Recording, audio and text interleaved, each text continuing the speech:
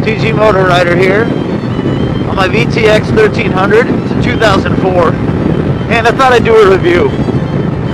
Honda made the VTX 1300 from 2002 to 2009. 1300cc motor. They were made in Marysville, Ohio, actually. It's an American-made cruiser. 5-speed cruiser with a wide ratio 5th gear. Got a very soft, dignified kind of rumble to it. Now you might be asking, why would you spend money on a 2004 VTX 1300 Honda Cruiser that has 64,000 miles on it?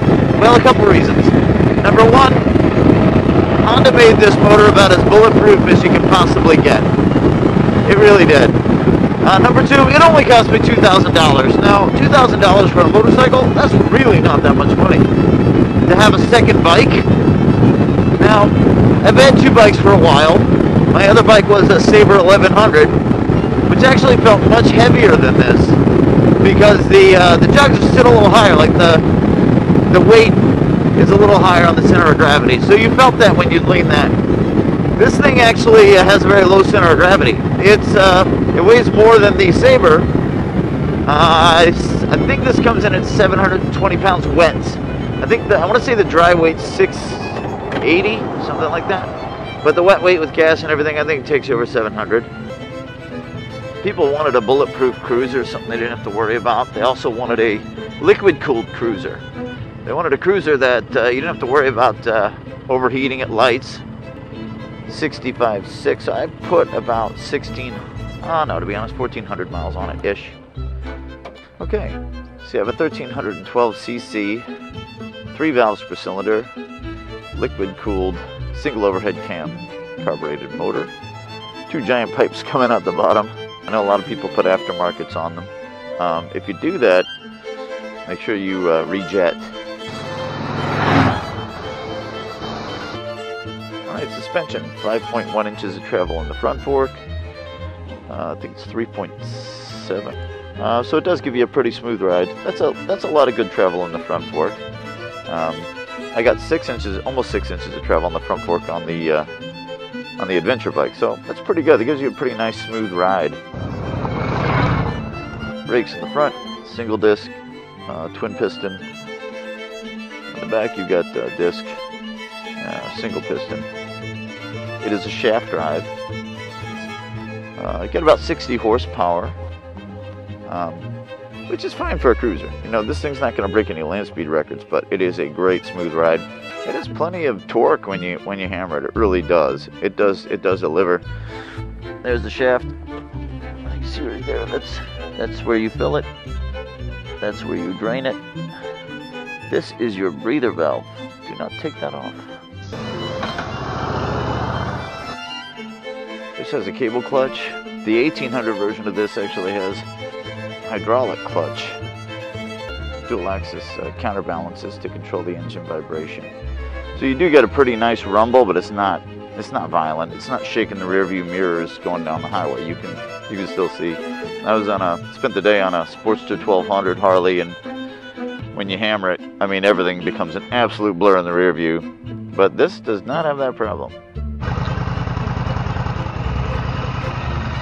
Now, what I really liked about this bike is, you know, I like having fat tires. You got a 140 on the front, you got a 170 on the back, and that always makes me feel better going highway speeds and you hit something, or you hit some bumps, tree branch, whatever, potholes. This thing gobbles them up pretty well. I did replace the headlight, the halogen, with an LED. That made a big difference. This does not have a fuel gauge, of course, so you have to set the trip odometer. Start looking for a gas station right around 140 miles and you'll be okay. Maybe 130 to be safe. And they only wanted $2 grand for it because it had just come in. They didn't even have a chance to go over it. So what I did was, I knew it was decent. I found the owner's manual and tool kit. I opened up the owner's manual, and gas 4.76 gallons, oil 3.9 quarts with new filter. So the previous owner made some notes. He kept meticulous notes. He did the maintenance. So I didn't feel that bad about it. I don't know. It's pretty low in the rev range at 60 in fifth. Pretty low. You have a long way to go before you even begin to tap out this motor. Let's go for a ride. I mean, I know it's a big heavy cruiser, but it is actually kind of flickable. You know what I mean? It's sort of, I do not hammer this bike. You know, I sort of baby it. Now my V-Strom, I hammer that pretty good. My 0 to 60 in that, I cannot get it below 5 seconds on the V-Strom. I've done everything I can. But, you know, that's not bad for a 650, you know, Suzuki motor. The 0 to 60 on this, I don't want to try it. You know, this thing, I'm sort of babying this bike a little bit. I probably could hammer it, and I'm sure it'd be fine. I hammer it when I need to throttle up on the highway, but I don't want to dead stop 0 to 60 in this thing and ride second gear all the way up, because I really don't know with this many miles what it'll do. But you know what? It's a Honda, it probably would be fine. I've had it in the rain a lot, especially if you're going to be out in the rain a lot. If you have a windshield, it is helpful. This bike does not have a windshield. It had one, but I took it off. I'm not wild about windshields. I don't care what anybody says. A heavy bike in the rain is better than a light bike in the rain, period. More weight pressed down on those tires, as far as I'm concerned, is just better. We can call it more pounds per square inch on the tread patch, is just better. So you got 2 trip odometers, you have a heat light, idiot light, you have a neutral indicator, and you have turn signals. That's about it. You have a choke, so obviously it's carb rated. You have a choke for cold weather starts. No ABS. The brakes are not links. You have to use your sense to go boom boom. Okay. Bring down there, press. But it's just, you know, this is old school, man. I like the low center of gravity. I love the big fat tires on it. The front suspension travel gives it a pretty soft plush ride. It is remarkably flickable in the corners. I will say that. I know the bike's heavy, but even with it being heavy, you know, it's pretty nimble. It's not as nimble as a sport bike, but it's pretty nimble for its weight. 750 pounds, and it's got fat tires on it. It's got a 140 in the front, a 170 in the back. It's pretty nimble considering all those things. And I think, you know, the way Honda developed the way it carries its weight, very low, very evenly over the bike, kind of makes for a very stable ride, very stable in the corners.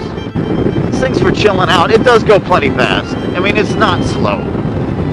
60 horses is not bad.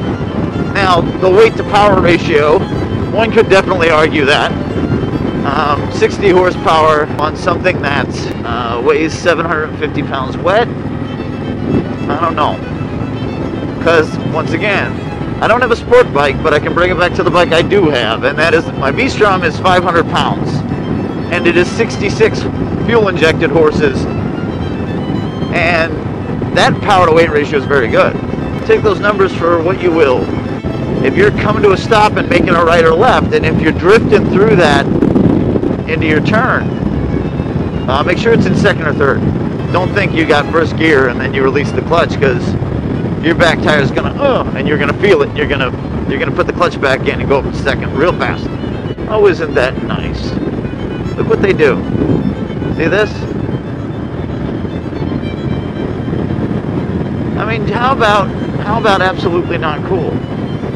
I mean, he better go back and clean that up. Somebody's gonna die on that. Oh yeah, safety note. Look out for grass. Grass, like, a little grass clippings ain't bad, but that kind of thing, if you're going straight, if you don't hard brake, and you don't gun the throttle, you'd probably be okay going straight over it, but it's still gonna be slick. It's gonna be like you're on ice a little bit. And if you hit that kind of grass in a corner, that's just not good, man. You might dump it. That kind of thick grass clippings, you got to treat that like it's ice. You know, that grass is slick, man. That's coats your tires, and you get, oh my God, it's the worst. So when people leave grass clippings on the highway for motorcyclists, It's not a death sentence, but it's risky. I've ridden over stuff like that before. If you hit that in the corner, it's definitely not good, man. Even for an experienced rider, that's bad news. I hope it helped if you're thinking about buying one. You know, for the price, if you want a cruiser, a second bike, or even a daily grinder, you know, to be honest with you, it's great for that. I've ridden this thing to work a bunch of times. It's been fine on the highways. I've had no reliability issues with it. Thank you, Lord. Yeah, if you're on the fence, get off the fence and get one. There are some things with this bike. I don't know if this is a good beginner bike. Because two things. The weight in the corners, you still feel it. Well, you're fighting a little bit the weight in the corners, and you're fighting the fat tires in the corners. And they're not sport tires, you know, they're cruiser tires, so you don't have that full lean. So you have to have a little experience, I would say, getting this. 700 plus pounds, slow maneuvering in a parking lot. If you don't know what you're doing, it can be intimidating, and yeah, it could lead to drop it. Now, what will make you feel better is the low seat height. Your feet are very close to the ground, always. So there's that. Not that your feet do you much good in the end, really, but there is that comfort zone for you if you need that. I don't know if this would make a good first bike, because there's too many mistakes you can make on this that could very well cost you big time. You know, it's not going to exhilarate you, you know, the way, you know, a sport bike or an adventure bike, you know, the high torque and or going off-road and all that fun stuff. It's not going to get your adrenaline going, but it's going to give you that, you know, it's going to get the wind in your face. It's a nice dignified rumble. It's a nice, you feel like you're on something sturdy and stable.